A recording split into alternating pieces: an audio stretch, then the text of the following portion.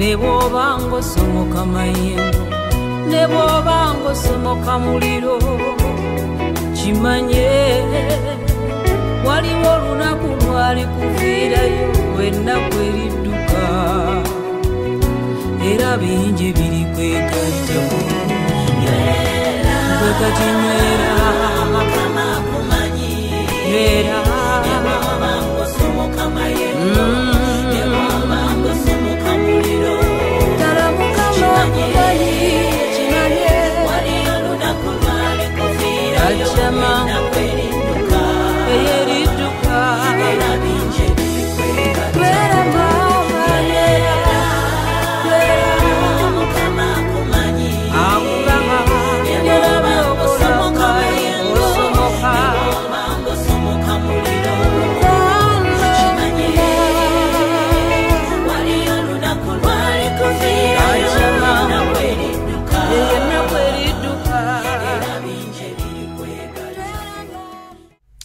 Televoli kuchenda munana katonyeze musanvu era nga mu programu ya Fene Nganzi muwanguzi yetawanika mikwana jafa abalungi lunaku lwaliro muwanguzi waffe abadde afunyemu obuzibuzibu n'atasobola kubanga atuuka mu kaseera akatuufu ketwanditandikiddeko naye njagala kutegeeza nti weebale kuba nti mwatulindiridde dda era n'essaawa manyi nti wabadde watudde dda ntendinga nange obadde omutima gwatudde dda era nga nzikiriza nti lunaku lwaleero nalwo lunaabeera lwa nsonga ddala omwoyo omutukuvu talemererwa era lubadde olwo omuwanguzi waffe n'asobola okuba nga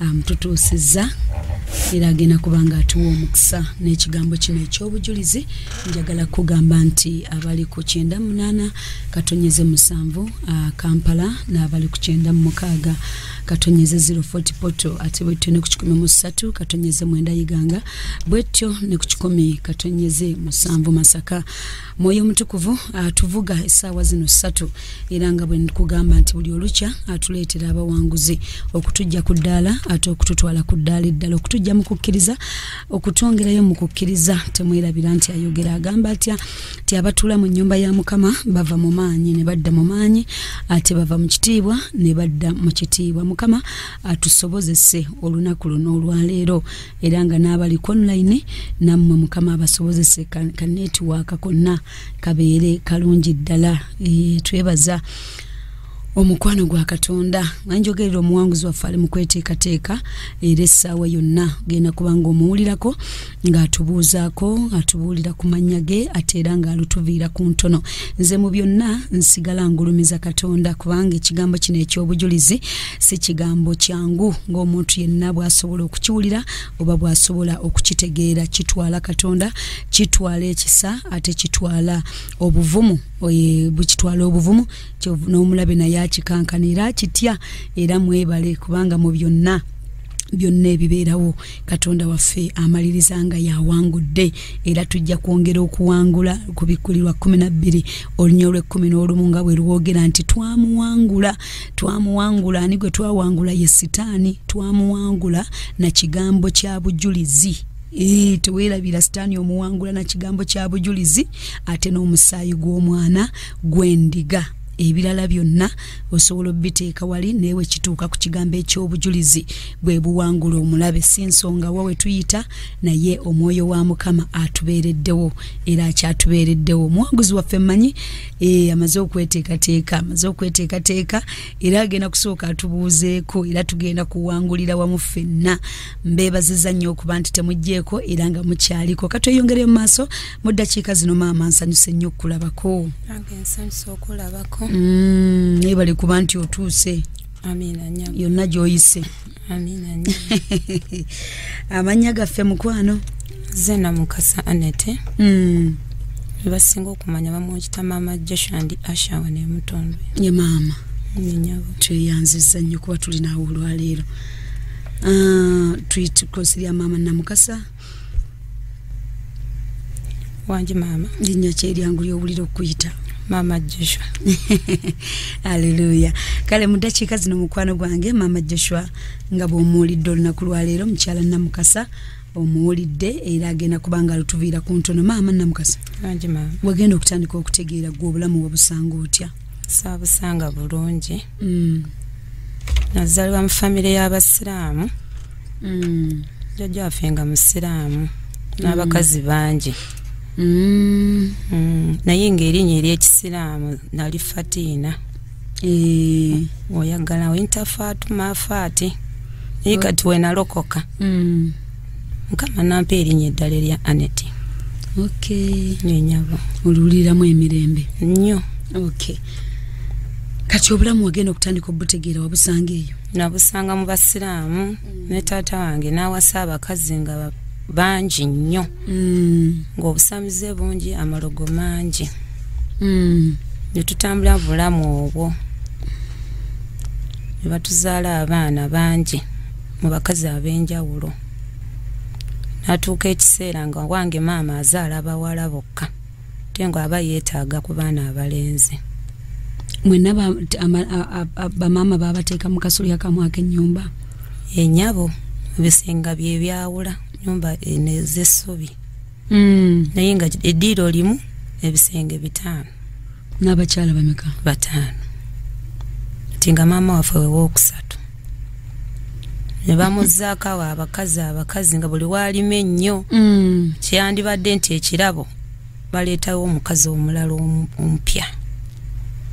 Asajja bedda baalina amaanyi. Tutambula mu bulamu obwo ne tusoma. Paka ab'ekika nga tebaagala maama wakyazaala abawala. Kati nekifoosinga omwami ono okwenda ennyo at least afuneko omwana omulenzi. Ejjuke abali abakazi abalala bo baazaala abalenzi. Ate n'ewaka tuze tukula tebatwagala, naye lumu neŋŋamba waki tebatwagala. Kumbe waka baali basamize ate nga baseze.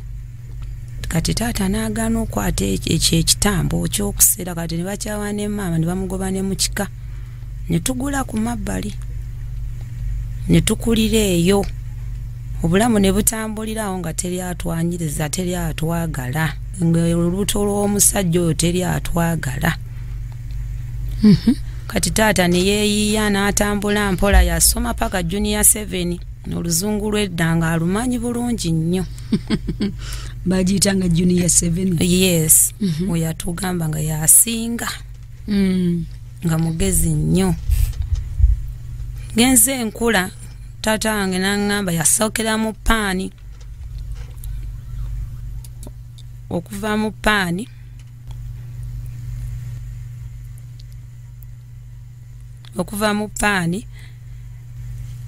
n'avuga okuvuga emmotoka. N'atandikira Kitintale, nga tubeera Kitintale naye nga muvuzi mu balakisi Ekigo.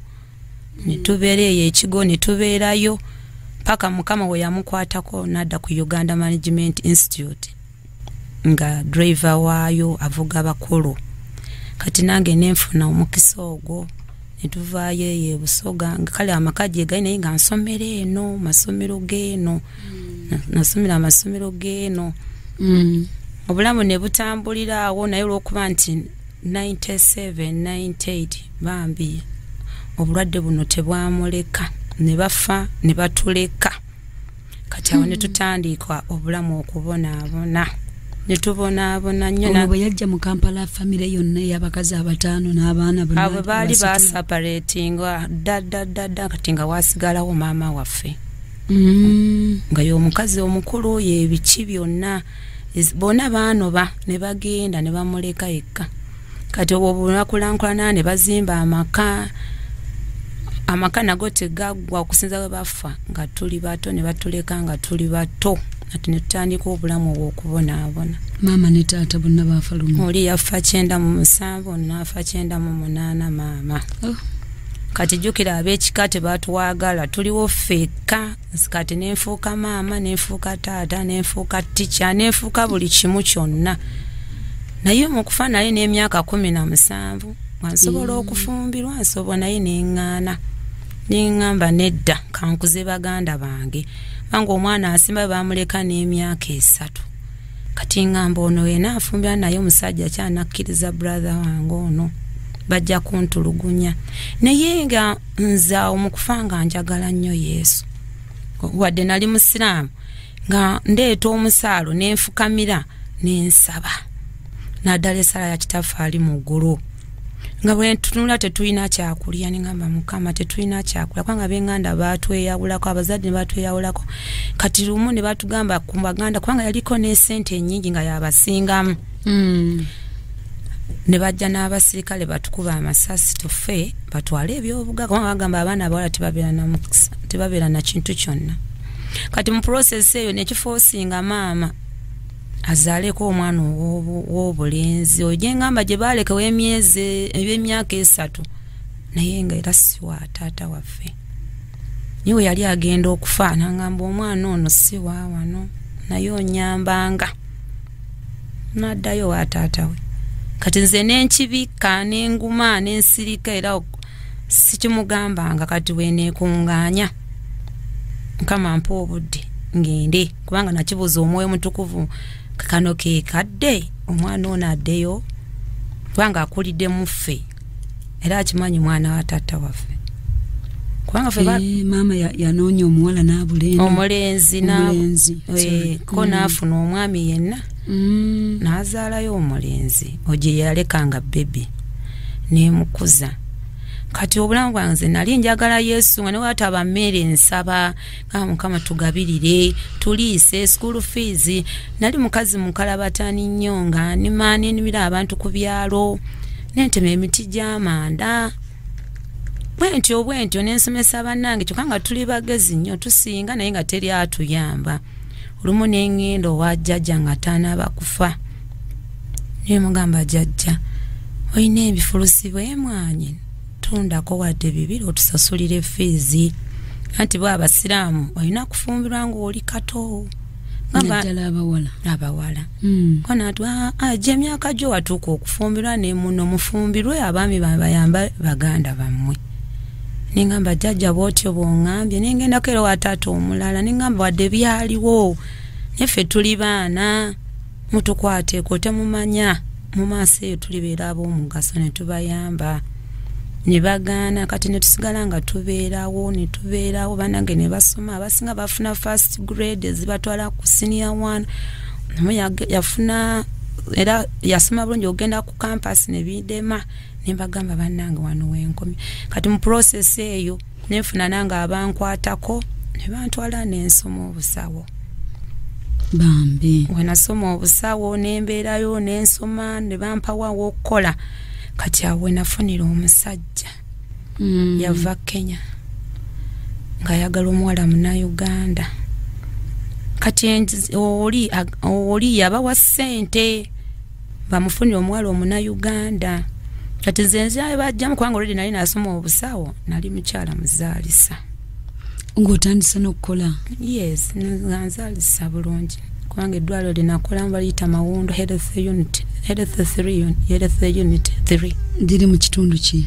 Iganga amala ne muddayo eri ebusoga yes kati bano bwe bafa abazadde akusobola kubeera ku Uganda Management Institute kati yandibadde naye already yali yafa kati nenzirayo nentandika okusomera amasomero ag'omukyalo agali ku sente cheap nsobola okumala senior yange 4 okitegeera kati ne bano ba sister bange nsobola obbayamba era twasomera amasomero ago tusobola okweyambagana agali cheap nga yedda basasula emitwalo 7 webityo nitwalo kale 10 ennyo basiniya 4 webatyo paka we twagenda n'obulamu bwaffe webutyo kati eyo mudwa jenali jinafuna ya connecting ku mwami oyo we Kenya na tofumbirwangako togenda nko mu relationship yonna kati nembeerawo anti kati ekyo ekyantiisanga abazadde bange bafa bubi bafa sirimwe kati ne oli kisipi yamukuba namugjamu eriiso namuggyako enviiri bwe katinga buli wendaba taatange enfa gye yafaamu ntya ningamba nange nja kufandike baganda bange kati we nalabanga ne maama yafa n'amabeere ne gagwako yena nasinkana kati nga ngamba nange wenaayenda nja kufa bwenti anaye abaana bano mbalekeddaani n'obulumi nenguma nengamba kambeerewo era omwami owe yajja yangamba nkutwala Kenya kunkolera mu pharmacy kale Kenya bo bagiyita chemist I was so happy nengamba basista bange nabaleka bato nemagamba naye mugume kangende nkole sente buli mwezi nja baweereza kwanga bangamba esinje oba 14 oba 14 eza emitwalo 8 ezeno edda emitwalo 8 ngamanyi 8 at least wemba nkoza ate nenkola obulungi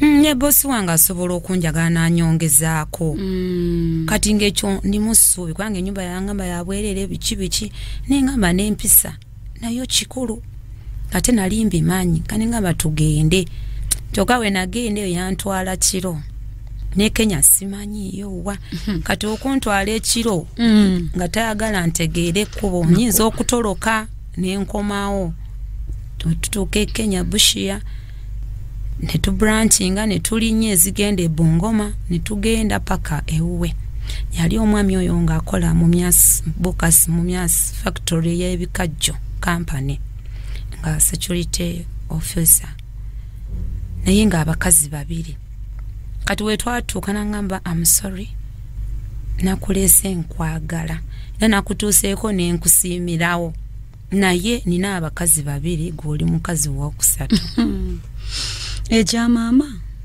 kinondoola okubeera namba 3 okitegeera iye bannange nga wakatandika okuvubuka awo ne binsobera n'ensirika simanyi luna Kenya simanyi lujjaluwo simanyi ki manyi luzungu Luganda Lusoga nemukamba muka ne sente zaayo nga simanyi nti oba zino zivaamu ki endya yaayo mbi nnyo akutuusiza bo tebaali mu nnyumba eyo ng'akutadde mu nnyumba ye yampangikiza already yali akikoze n'oli yamupangira ng'abeereyo kati oyo yamupanga nga mpita maama kati nga ye yafuna ey'amaka kati ku nnyumba ezo nga yazimba ey'amaka ge yamuwako boys quarter Sengeddiiro nembagamba n'obulamu akawunga keno nga sikasobola kawunya dizero sukuma wiiki wa buli lunaku bambi nenkaaba nnyo nenkoga naye nali kikazi kinene nnyo nali kinene nnyo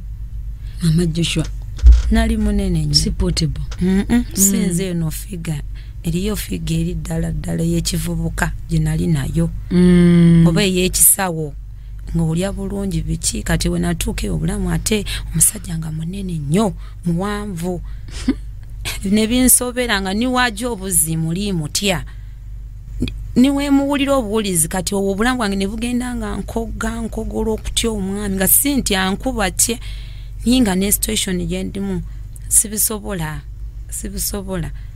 naye kati in that process ngeri we nali omusawo nga olusinkola ku ya family planning association kati nga banteekamu akaweta kati omusajja oli yalinga simusobola kati nga ankosa nnyo nendwala nnyo kati nga kirina okunfoosinga komewo Uganda banzijemu akaweta ako nga sirina kyakola akaweta okateekamu nga tonnatuuka mu byakuzaala musawo nali sibya anti kati nga sibyagala nga njagala mbeerewo ate nga njagala nkuze bane kati nga anytime tomanya omubiri gukema ate omusajja ayinza okumpa olubuto ningattako bano ate kano olusi akwegaane byonna nembitunuulira nengamba nedda kangende ku famire ate olwokuba nti era nakirimu kya family planning ate nga tufunamu nawe omanye ebyensi ng'abazungu batuwa ngobwe tujja okubuuza olwaliro ebibuuzo byaffe bye tubadde twasirikira obwedda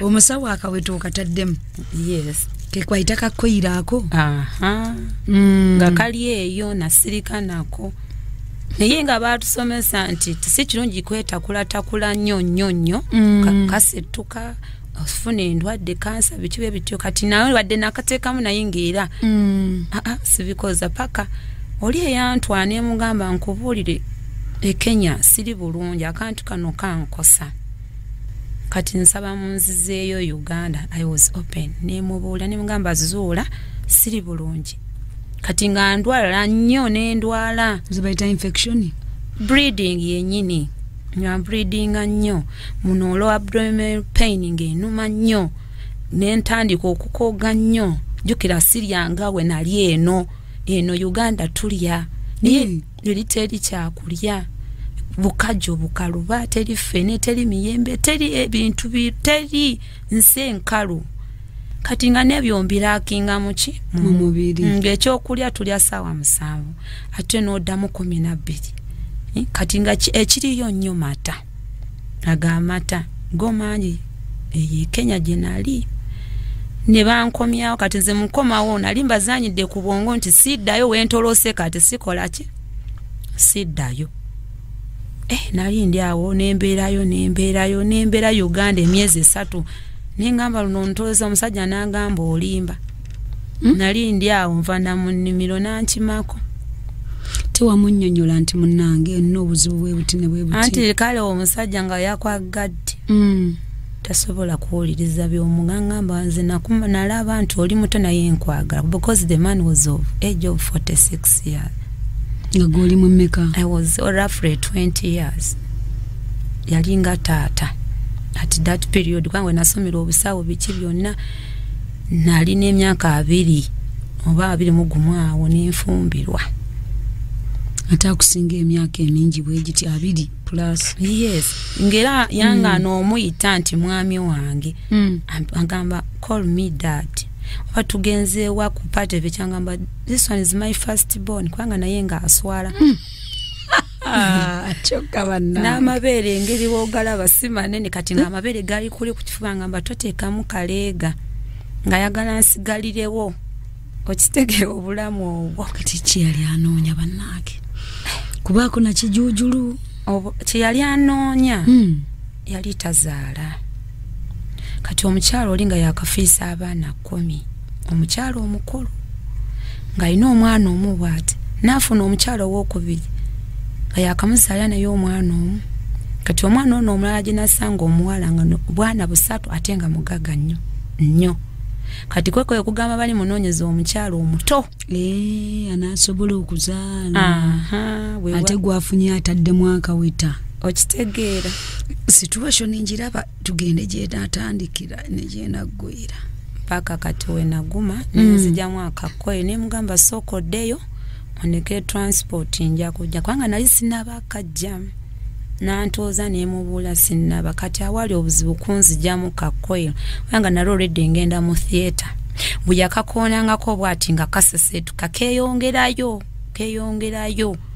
musawo omutuleke ennaku zino mwatugamba obuntu obwo bwe businga okubeera obulungi era abakyala bwe tukozesa bukyamu ddala tetujja byogerera wano ku mpewo naye nga kalina obuzibu nga keyongerayo akantu ako kabeera kukokwatako like akawuzi obuwuzi kati nze akange nga akamu kakutukako kati akamu kawanvu akamu kampi kati oli we yagiranga bwati ogira n'abaana oyo n'oteekayo opima centimeters z'omuntu oyo zizenkana zitya kati tubeera like erula n'opimako kakwerako n'okapima n'okansanti ngeri munabaana kati wano kasigala okakwatako bwote n'otegera nti gyekali nyeze olwokuba the man was wrong kati nga nforcinga akantu kali okugenda buziba munabaana nekagenda nempulira nga nfa sali nti I had honest eye ebibagamba endwadde ez'ekyama ezo sali nakabootongo nti ki naye because was wrong abakulu bakitegedde kubanga ne bangamba mukajjemu era kugenda mu bandi bangambye ngende mu theatre bankola operation bakajjemu nengamba nze nfudde kiki ekyankozesa bino naye nkugambye nti nali nina Yesu awo saayita n'abafu saayita ala saayita ninamugamba Yesu nyamba tonnalokoka sinalokoka naye nga njagala nnyo Yesu obulamu bwange bwonna nga ngambye nsula nsaba wetulya nsaba wetuzuuka tusaba nkwata bannange ne tukwatako ne tufukanya ku bitanda ne tufukamira wansi tusabe Mukama tukuume era bali abajja okubatukuba amasasi bo bagamba nti balaba omusajja nga muwanvu nnyo nga ayimiridde ku lujja wakati ekiro mbone bamutya ne baddayo bali bagamba otulese mu makaki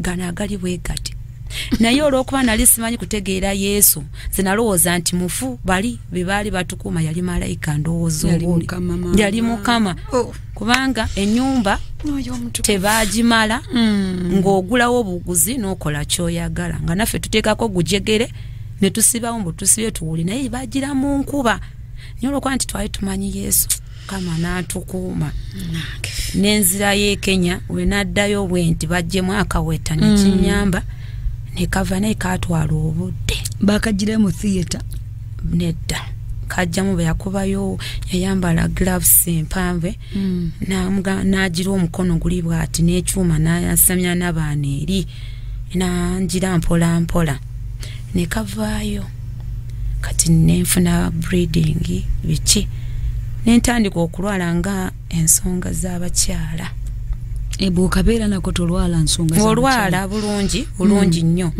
niye kati era bakujjamu oludde n'abaana ebeera oli open biki nafunamu obukosefu obwo nga era nina okufuna ekyo breeding eyo nenzirayo nete mu bitugamba abasawo nti ffe tuba twagala ssente awo sijjanze kugendawo kubanga tebakinzikiriza naye oluusi mutugambangako nti ffe tuba nange omuzungu abaweera ddala ssente abazungu bwe baatuwanga entambula amablanketi amagaali biki ssente nnyingi nnyo wabateekamu kubanga nakolanga ku jinja frep babosi bange tugenda ku jinja frep ne batuwa ffe ne tunoonya clients mu byalo ne tubaleeta ne tubakolako polio bwe bityo ne tuzaalisa nga tukola naye ebyo byonna nembita kasita naawe kyakutuukako oli musawo kale tugende mu maaso nzirayo wayiseewo weekyemu bbiri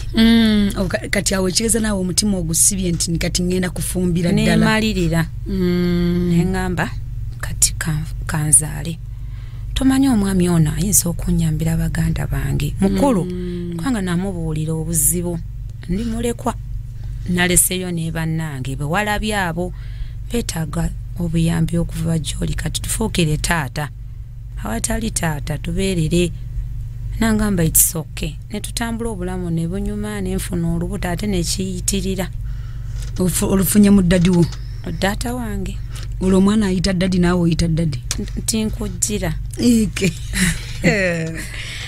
sitaani abadde akinkoze obutatuwulira ku bujulizi buno nenzaala nembeerawo nenfuna olubuto lwange nembeera nalwo kati e Kenya obeera nga prime gravida tozaalangako balina okusala kati nga nze mpulira bubi tukinnyonnyole abatuwuliriza prime gravida ye mukyala atazaalangako oyinza okuba gravida 1 naye kati ati that process nali nga sizaalangako kati nga balina okunsala naye bw'obanga wazaalako oba gravida 1 gravida 2 bike awo ozaala baba bamanyi nti kiwadira ogenda kuzaala bulungi kati ne bagamba nange nze sizaalangako naye kiki ngamba of course olina ogenda mu theatre tukusale either we have to do what they call pediotomy bakupasule wansi omwana oyo asobola okuyita bulungi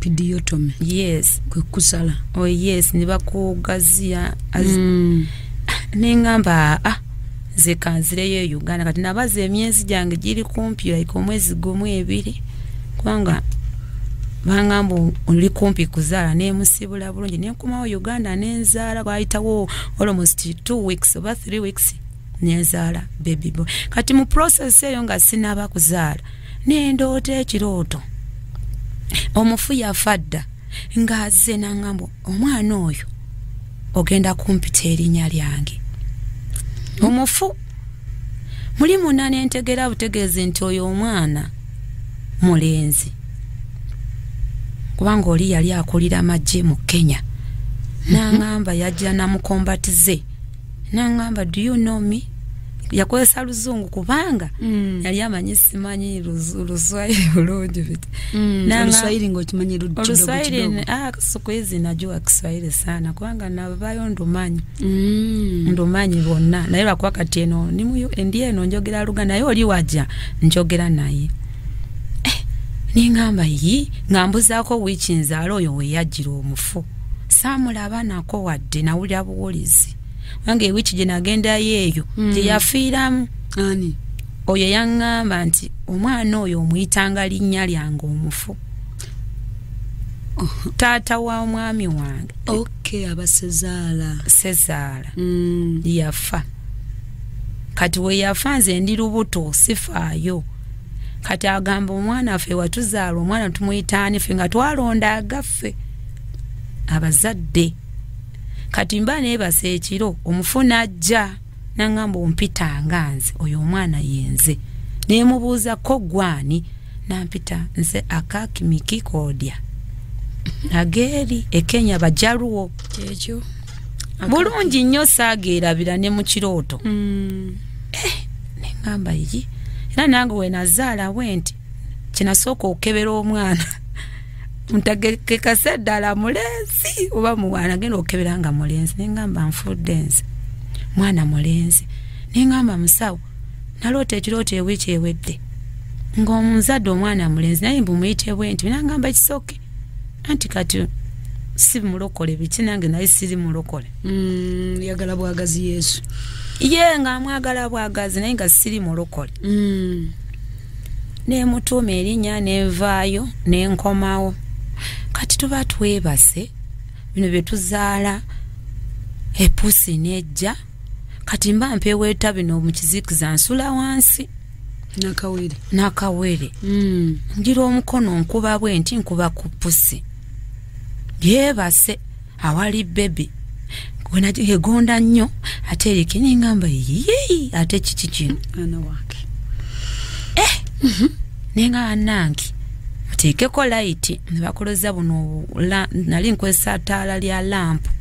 Kubanga amanyi eyo buno obubayita butaddo bakayinza okundokera omwana wange ate jjukira mumwagala. Puusi eri yandibadde edduka niye yatutunuulira butunuulizi niyeeyagala bweyagazi nga temumanyi gyevudde. Temanyi gyevudde yeeyagala neetambula mpola mpola negenda teyadda. Neŋŋamba Mukama ate emizimu gy'e Kenya gyategedde nzadde ate ginondodde bannange nga nze ndabye. Omwami bw'agiraba yagamba atya? Nali waffe nkugambye nazaalira waffe. Wamma. Jjukira nali n'ekitanda ekyange nga sinnaba kufumbirwa. Ne mbagamba muggyeko omufaliso we nazadde munteekere wano wansi. Kati neebase wansi pusi we yagira mu tulo nnyo. Naye yeebasewo bebi. Kati nze muli mu kugira omukono otulo tunuma ndabeko omwana wange. Munzikiza nawe weeta pusi. Egonda okufa njeru terimu wadde ebbala. Neŋŋamba Katonda wa. Emizimu gy'e Kenya ate bagisindise bannange. N'enguma pusi neefuluma negenda twagigulirawo nno anti ngambye enzigi zaali zino zibaateekamu flames temuli mirrors. Kati neebuuka muli bweti neekola ki negenda ne tubeeraawo nembeeraawo. Omwami ne bamukubira amasimu ti mukyala wo yazaala. Nampeereza ssente nenzirayo e Kenya. Era ne waffe mu Uganda wazaala bulungi. Tebansala. Era n'omusawo kubanga nali muzaala lubeerebe ali amanyi olubuto oluvaamu. Ne mugamba musawo era nange nali mmanyi. Era kolwo nalya ffene nendowooza abakulya ffene. Olubuto lwokunuma. Nalya nnyo ffene. Mubisomesa temubimanyi abazaaza ate Anti wuliriza nali mmanyi. Nendama nedda olubuto olunuma lwakuba ffene. Nalidde ka pain ako nengenda ngemanju. Naye kati nagenda okulaba. That one is first stage. Nagenda okulaba byeyonga neŋŋamba no eno eraga nti ngenda kuzaala. Sayini zijja byeyongedde neekeberako wansi neneepima we neekeberanga neŋŋamba ono kuzaalira ddala bya ddala. Neŋŋamba sange mpa amazzi naabe lino sayini ya kuzaala. Nembeera omwo nengumira mu nnyumba paka we nafutuuka ku stage 3 nga ndabira ddala omwana akoze eki atuuse. Kubanga ze natuuka butuusi nensindika naŋŋamba effort obadde oyagala kuzaala. Neŋŋamba musawo nga sisobola kujja eno ng'omwana akyali. kubanga kyangamba nga kudduka nenziruka nenzira eno niyo olwokuba nti nga mbimanyi nga neekebera paka bwe nalabira ddala nti omwana akoze eki eddwaliro lyali lyakumpi nga saagala ate biki nenzaala bulungi tebansala tebankola ki nenvaayo kati process maze ozaala nenzirayo mu Kenya balabe ku mwana omwana mulenzi jukira bali yabagamba temuddamu kuzaala jukira oli azaala be bafa bagamba ye yayagala omwami amwagala ennyo kati baabeeri ebintu babakozesa misambwa bannakenya yes omukyalo omulala yali Maragori omulala mu Kabaras kati ebintu ebirala bo bakozesa biso acidi bintu bwe bityo jukira nzadde kati bali baali bagumu nga tebalaba nti nzaala but mu process eyo nga sinaba kuvaayo ndi lubuto ne bandoga etalo tegere ne kizimba nnyo bamala ne bakwanjulayo mu bakyala babi of course nga mbera nabo emyaka 4 gye namalayo nga era balina okuntegeera ne bandoga ekigere naye kati omusajja ngiri yali musirikale ate mukambwe ennyo n'agamba mulina ologoola omukyalo ono n'abatuuze eyo ne balagira omuntu eddagala nandeetera ekigere kyokka nekyabika jukira ndi lubuto era ne mbagamba nena mugamba nti olaba ekintuuse ku kigere kati wenzaalira eno nyinza okufiirayo kati kangende mu kyalo ewaffe bwe ndizaala ndikomawo sajja naye n'ategeerwa nanzikiriza nampa obuyambi buli kimu kyonna esente naayisanga ku mobile money nga asindika nezijja bwe bityo paka we naddayo kati awali obuzibu nzadde mulenzi ate n'omwami gw'ayagala ate omwami gy'ayagala ate ndabika bulungi nnyo ate bannange akazi ne bagamba musajja ono kye yatukola bannange yandiwasizza omunakenya naye omukazi y'omulungi yaliko figa ate yazaadde omulenzi jukira baali tebakwatagana bano ababiri abakyala olwo omwami yali yatandika okugaba ebiyungu buli wamu ate asulayo oba yafuna omugole n'asiisiitaawo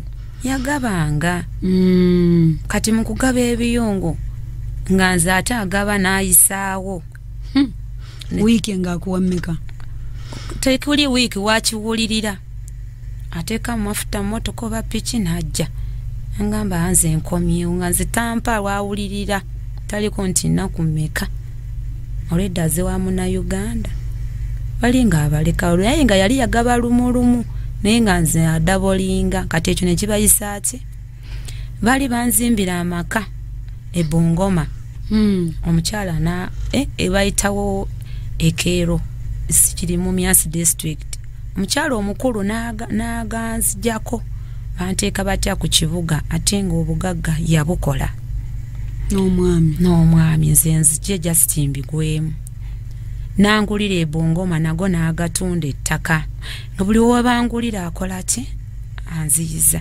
omwami yalabanga kiri n'amugamba okisooke va mu kyalo omukulu deeno mu tawuni abakulu bonna abenzirako n'abazza eno kati mu process awe naddayo ng'omwana nzadde nga yavaayo mu Myasi eri kati nga bamuwa promotion ng'akola mu Sharia House e Nairobi ka is a security warden kati n'agamba eno namba 2 abeere naye eri e Nairobi gwe nedda ze namba 3 omukulu n'abeera eri awaali owange ko n'angamba kati g'osigala obeera wano mu kyalo n'engamba ekisooke naye mu process eyo ngiriwe ngambye nti waka baali basamize nnyo baali bamanyi ebyeddagala kati nga nze buli wenva eno e Uganda ngenda nalunze yes bali bakozesa naawe otandise ate nze nsigalawo mbeere kidibo kati nga nange nina okuyiiya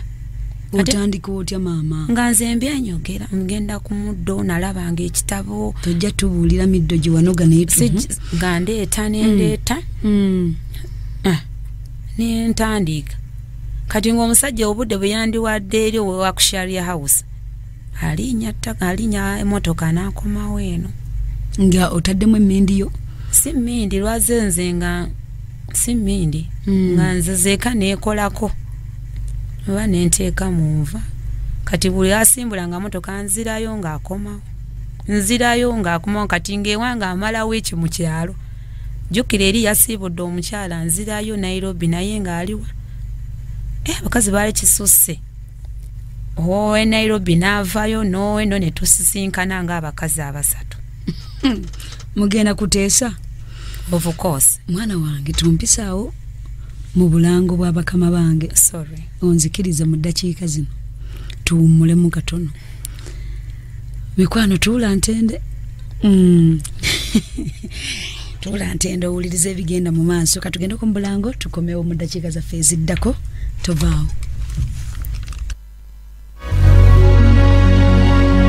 Owuliriza 98 katonnyeza 7 emmere y'omwoyo gwo.